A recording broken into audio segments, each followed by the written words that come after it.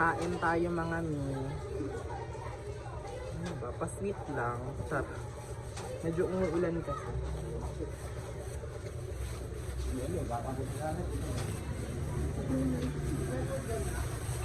So yung ulam natin ngayon is actually kanina pa ako kumakain eh.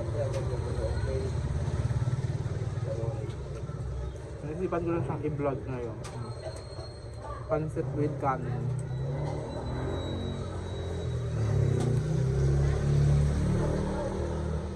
Wala nang sakto dire-diretso na. Wala nang edit-edit. Nakakatamad mag-edit. Raw video na lang. Alam mo ba, medyo ano ako ngayon, medyo stress. Pero life must go on. Saka ang technique ko pag once na stress ako, nag-ano ako, yung makakita ng mga tao. Dead ma ako sa inyo. Tapos ayun, hanggat maaari nagkukulong sa kwarto or lalabas, ganyan, magpapahangin. Tapos as usual, kakain ng masarap. Diba? Because that's life. Tapos meron akong tirang adobo dito.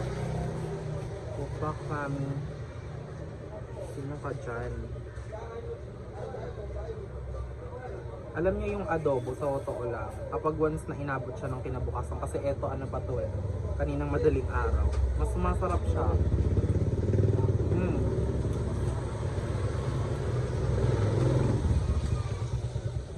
Masarap.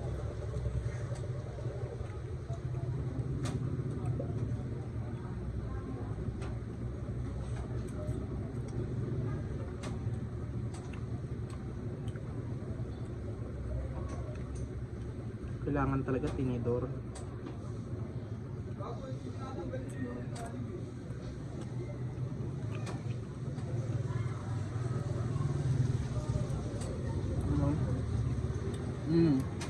Nakajam.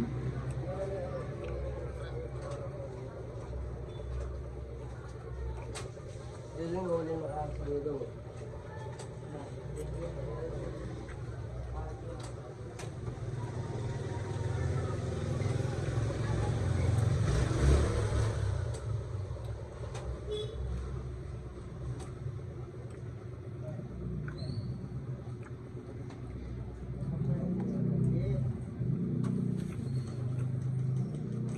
Merong nag-i-invite sa akin ngayon kasi birthday. Kaya lang nagdadalawang isip ako kung pupunta ako o hindi. Kasi parang tinatamad ako. Parang ganun. May nag-i-invite din sa akin pumunta ng La Union. Actually ang dami. Diba? Kaya lang ewan ko ba? Tinatamad ako at saka at the same time kasi kailangan natin kumita ng pera. Siyempre mas uunahin natin yun, mas priority natin yun. Ang ganda naman ito na yung ate.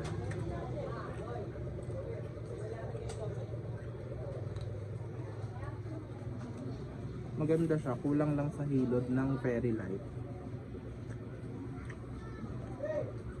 Ganon. Kulang sa ligo ng fairy light. Diba? Ito ang ganda ng ano ko talaga, ang ganda ng kwintas ko. Oh, Moraita lang yan eh. Diba? It's been a long time. Simula nung nag-upload ako ng video. O ngayon nakariband lang ako kahit pa nagpa-short hair na tayo, diba? O pa, sino ka dyan?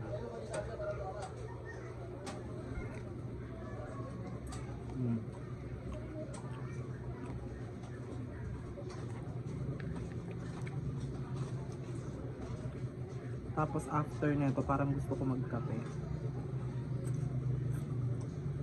Ang cute ni kuya.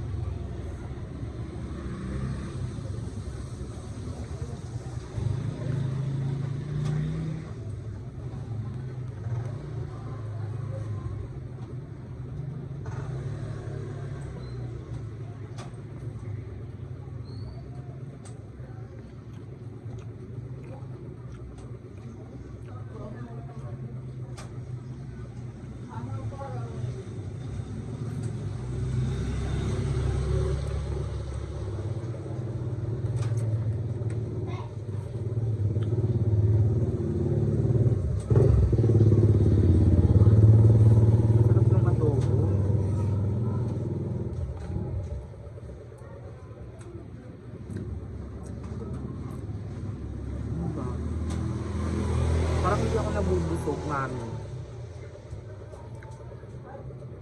May hinahanap yung chan ko.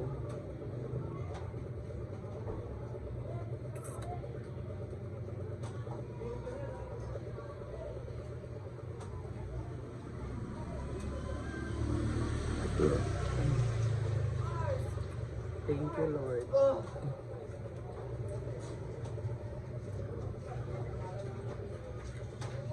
Pero kasi parang ayoko na rin kumain.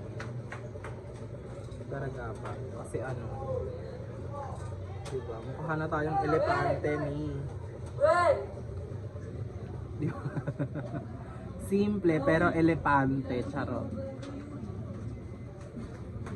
Nakalungkot tong mga ano na to, mga bata na tayo, nagsitulog.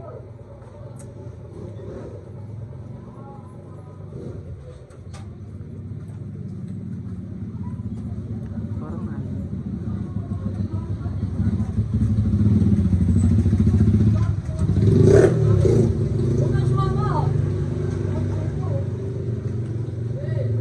Ay, may konti pa palang kanin natin. Ubusin na natin.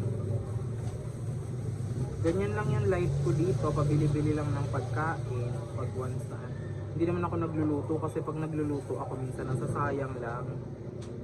Kasi minsan ang kain ko lang naman isang beses. Ganun. Pag kumain ako ng isang beses, full pack na yun. Tapos minsan ano, diretso tulog na lang din. Ganyan. After magtinda. Ganun lang. Tsaka alam niyo, sa totoo lang ako, simple lang ako pagdating sa pagkain, wala akong arte. Huwag mo lang ako papakainin ng ano, mga exotic food. Yan, hindi ko talaga bet yan.